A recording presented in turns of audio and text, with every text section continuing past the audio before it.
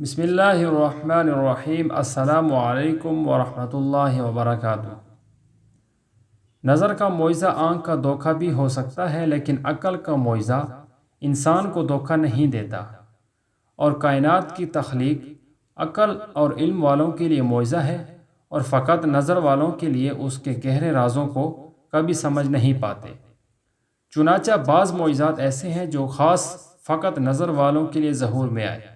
موسیٰ علیہ السلام نے فرعون اور اس کے لشکر سے بچنے کے لیے دریائے نیل کے پانی میں عصا پھینک کر جب راستہ پیدا کیا تو علم اور عقل والے تو حیرت میں ڈوب ہی گئے، لیکن یہ معجزہ خاص نظر والوں کے لیے ہی تھا، تاکہ وہ سمجھتے کہ جب اللہ ساتھ ہو تو کوئی چیز ناممکن نہیں ہوتی۔ موسیٰ علیہ السلام نے دریائے نیل کے پانی کو 2 ٹکڑے کر کے راستہ پیدا کیا تھا۔ یہ بات مسلمان، مسیح اور یہودی تینوں کی روایات میں موجود ہے، اور تینوں اس بات کو تسلیم کرتے ہیں۔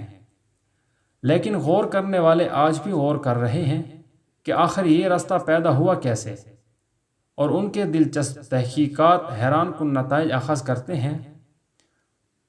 طوفانوں پر ریسرچ کرنے والے ایک سائنسدان گریگ ہالینڈ نے کہا کہ ہم کبھی جان نہ پاتے کہ دریائے نیل کا پانی کیسے 2 ٹکڑے ہوا، لیکن کرل کی ریسرچ نے ہمیں تسلیم کرنے پر مجبور کر دیا کہ یہ واقعہ کہاں اور کیسے رونما ہوا تھا۔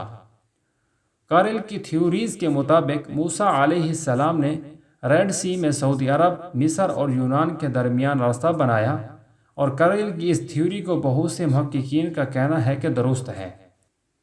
کرل کے مطابق پانی کو پرے ہٹانے کے لیے مشرق سے ایک تیز ہوا چلی جس نے پانی کو 2 ٹکڑے کر دیا۔